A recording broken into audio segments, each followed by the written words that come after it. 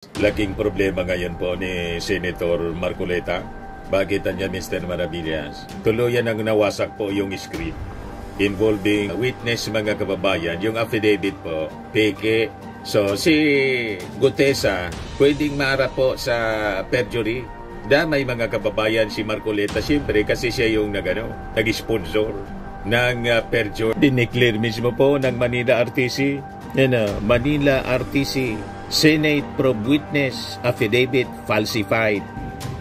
Kaya wag na kayong magtaka, mga kababayan, kung bakit mas familiar si Marcoleta sa affidavit ni Gutesa kaysa sa mismo. Ano tayo pinagluloko nila? Pinagluloko yung mga mamamayang Pilipino gamit yung Senado ni Marcoleta.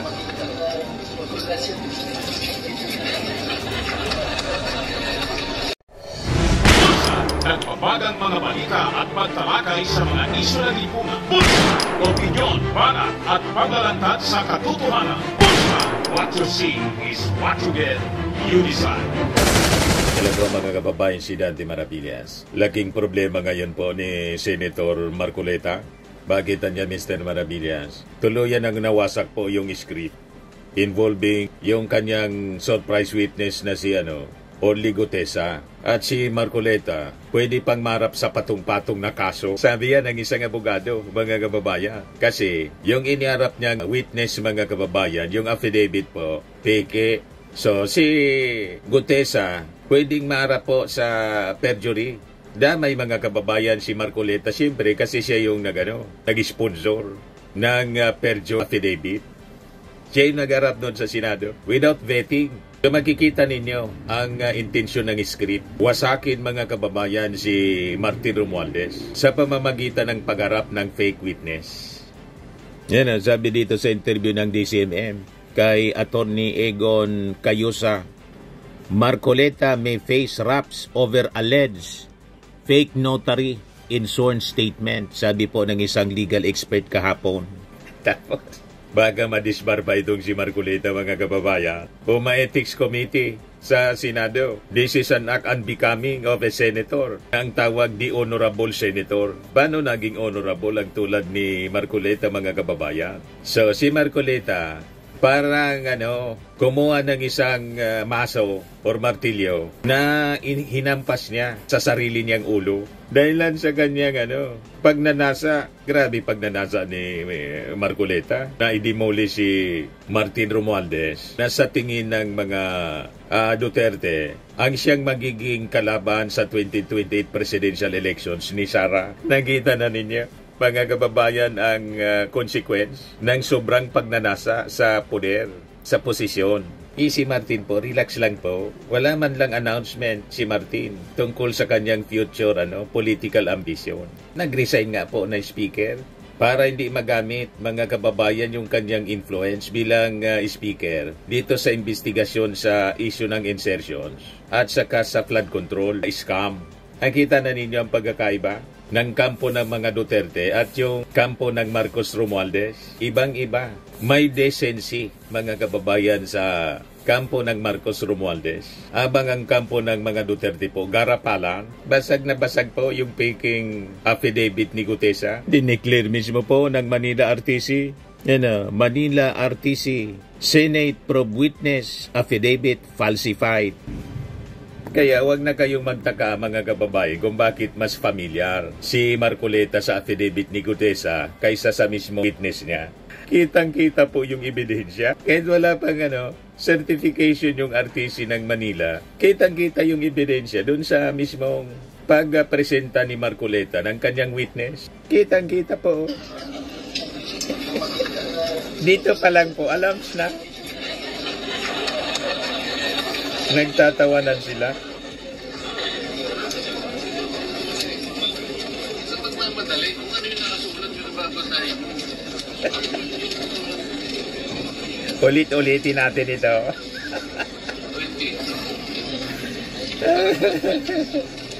Para malaman ng buong mundo kung paano tayo pinagluloko nila. Pinagluloko yung mga mamamayang Pilipino gamit yung Senado ni Marcoleta.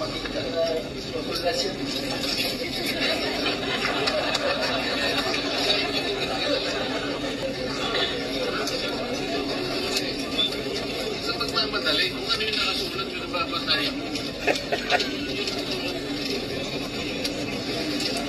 Paragraph 20 niya. 20. Paragraph 20. Sabi ko sa iyo, kaya sabi ni Atty. Egon Cayosa sa interview ng DCMM, Marcoleta may face raps over alleged fake notary in sworn statement. Hindi na po siya alleged ngayon kasi proven na siya po na fake.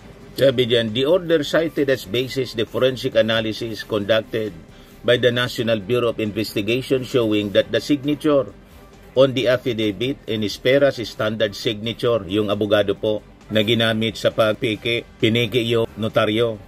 When not written by one in the same person, si Atty. Petsi Espera, the act of falsifying a notary public signature constitute a criminal offense under the revised penal code, such as falsification undermines the integrity of the notarial process, imposes a threat to the credibility of the legal instruments executed before the notaries public, sabi po ng RTC.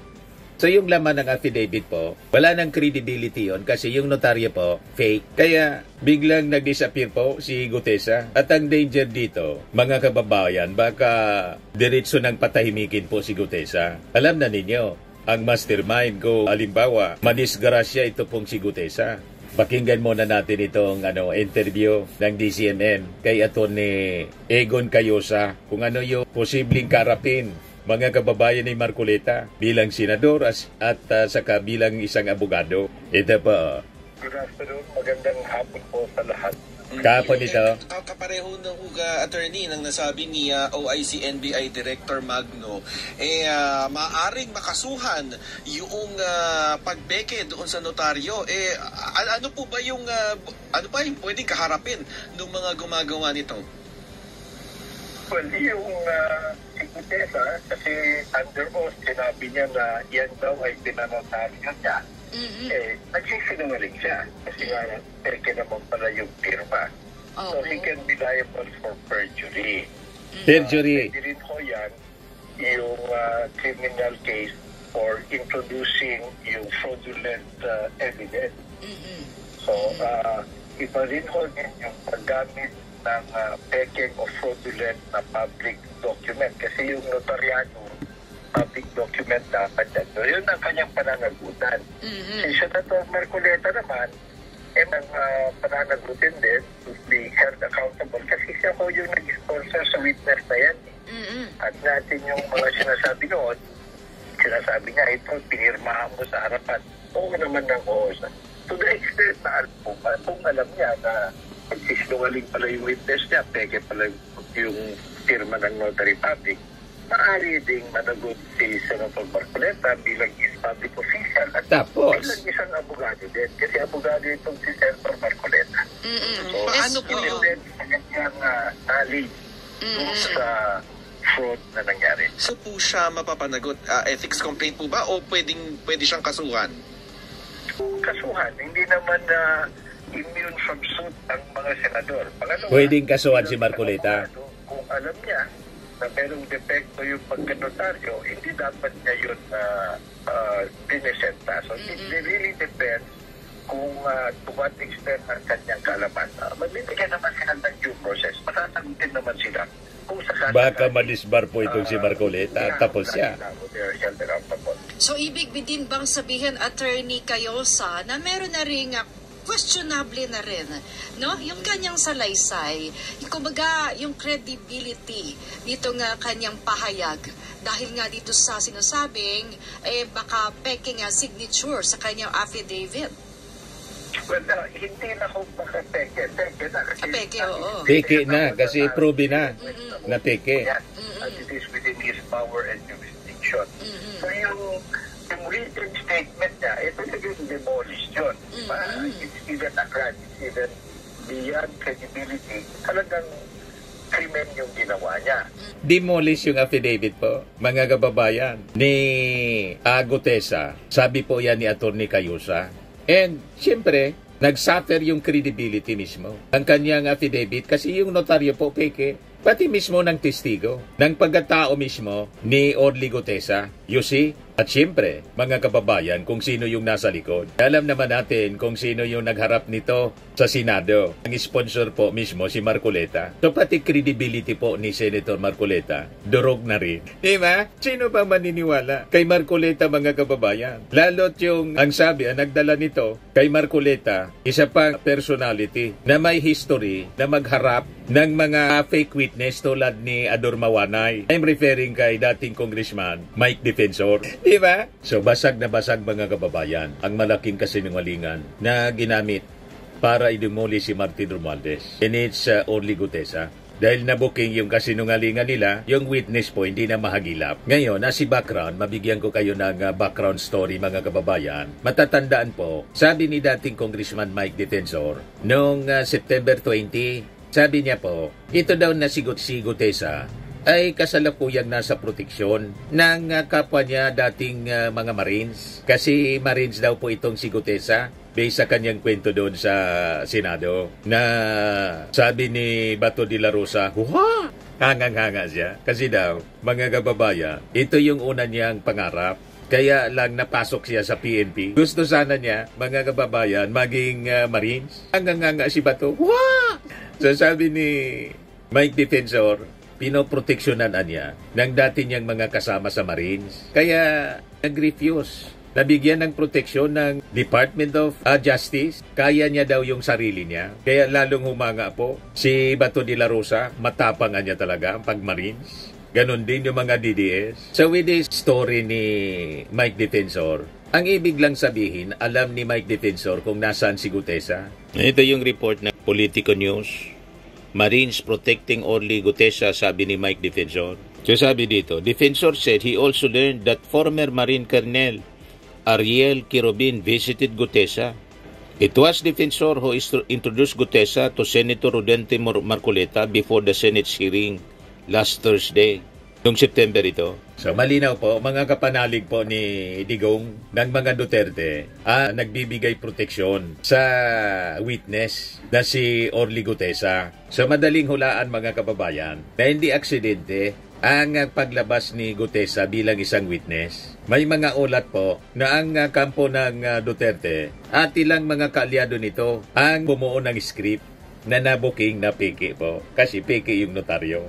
Malinaw po. Ngayon, ano yung objective po? I-demolish si Martin Romualdez, na isa sa pinakang matatag kasi na pilar or haligi ng Marcos administration. Kaya ayaw nilang tantanan po si Martin Romualdez. Kahit ni Chis Escudero, laging bukang bibig si Martin, lalo na si Sara Duterte. Lahat Martin, ang target nila durugin. So makikita natin dito, mga kababayan, ang lumang formula ng witness for hire. Ito yung signature nila. So gagawa sila ng affidavit, tapos idadrama sa Senado. Then ipapatrending po sa social media. Pero nakita naman po ninyo ngayon, masyadong obvious yung script. Kaya nakita ninyo po, bagsak agad yung kanilang palabas. Right after po na mag-testify sa Senado, booking agad po yung signature. Agad-agad na nag-react, mga kababayan, si Attorney Petsi Espera. Hindi ako niya yung nag-notaryo niya. Booking na booking. Kaya po, hindi na tayo nagtaka, mga kababayan, kung bakit the following day, in-invite ng DOJ si Gutesa. Hindi po sumipot. Tinago ng mga unders niya. And until today, ang sabi ni Ping Lacson, iimbitahin, doon na tayo.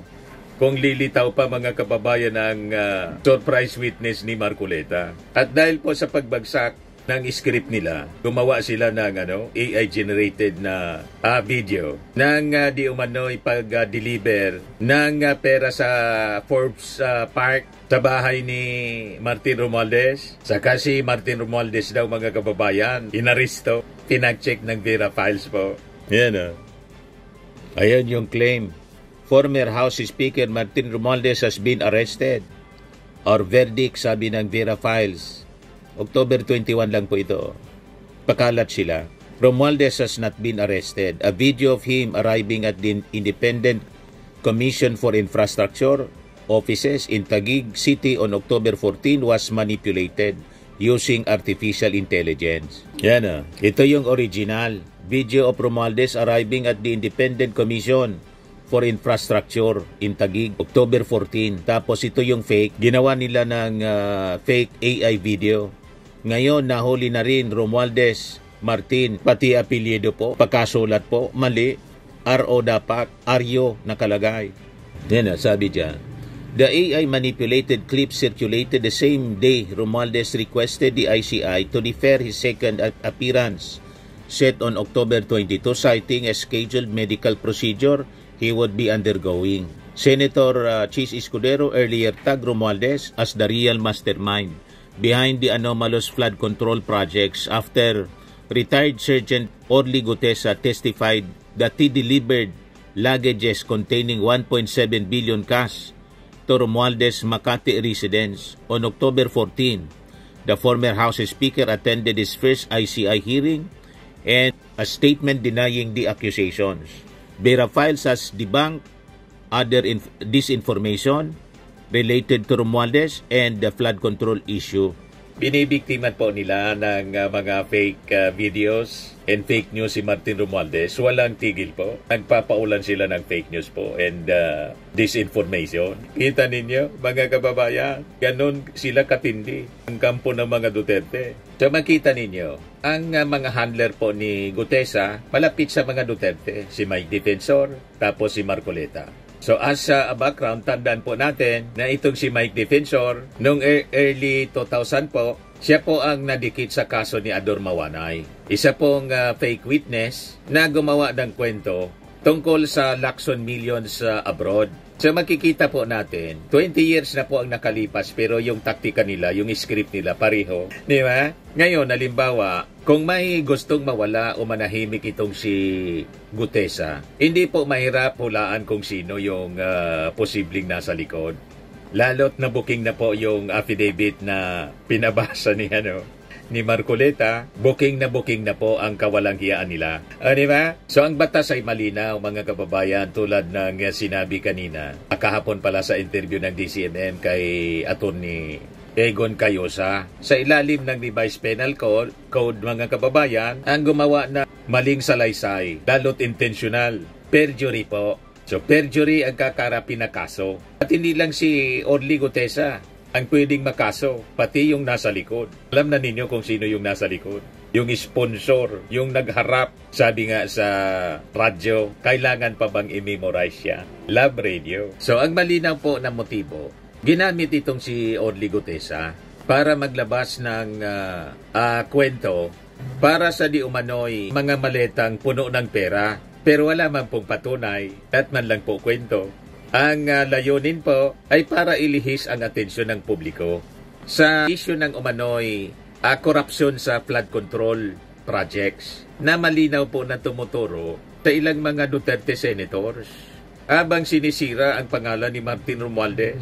Di ba napakalinaw ng script nila, mga kababayan? So makikita ninyo ang malaking laro nila. Hindi lang po ito simple fake news. Pagpapakalat ng fake news po, masasabi natin po, mga kababayan, na ito po ay isang well-coordinated disinformation operation na pinapatakbo po ng mga tao na konektado sa previous administration. Yan po ang malinaw, mga kababayan. So ngayon na napatunayan na po ng RTC ng Maynila na falsifikado ang kwento ni Gutesa, ngayon, desperado na yung kanya mga handlers na patahimikin yung kwento. At baka pati yung nagbasa ng script, patahimikin na rin. Di ba po? Yan ang nakakalungkot pag nangyari ang ganon. Kasi pag halimbawa mag-attend pa si Gutesa, marap sa Senado kasi inibita po ni Ping Lacson, siguradong maibubulgar kung sino yung nasa likod ng script. Nagets na ninyo, mga kababayan? So makikita ninyo ang mga possibilities. Nagbagsak ng kanilang ginawang script, maaari pong i-dispatch sa. Yan ang pinag-aalala natin. Maaring i-dispatch sa po ng mga direktor nito yung ginawa nilang aktor. And that is Gutesa. Kaya po, kung ako si Gutesa, nanonood ka po ngayon, Orly Gutesa, para po sa inyong protection siguro, mas magandang makipagtulungan kayo sa Department of Justice. Yung una ninyong statement na nag-refuse kayo na witness protection, kasi sinabi ninyo kaya ko ng proteksyonan yung sarili ko. Kasi dati kayong Marines. Huwag kayo po masyadong magtitiwala sa inyong sarili. Baka po, malagay tuloy ang inyong sarili sa peligro. Di ba? Firmax Firming and Lifting Cream, pinapahid po sa mga pulses in affected area. Mainam po sa paninigas ng mga kasukasuan. Ito naman po, Automax Radiant Serum. Sa mukha naman yung application, anti-aging po siya. You will look 10 years younger than your age. Sa mga cancer patients naman po, baka lang gusto ninyo itong itry. Neng siya red mixed fruit drink. Hindi mo po siya gamot, food supplement siya. Kaya lang, gawa siya mga kababayan sa goji berry. Yung goji berry, may anti-cancer properties. O ngayon, yung mga inquiries ninyo, dumiritso na lang kayo sa aming messenger sa Facebook para masagot namin agad. Ayos pa? Ayos na ayos niya, Mr. Maravilla. Sa mga naghanap po ng malinis and spacious fitness gym, pumunta lang po kayo sa aming Colossal Fitness Gym. May Grab car rental din po kami. But anyway, ito po pala yung aming bagong product na binibenta online.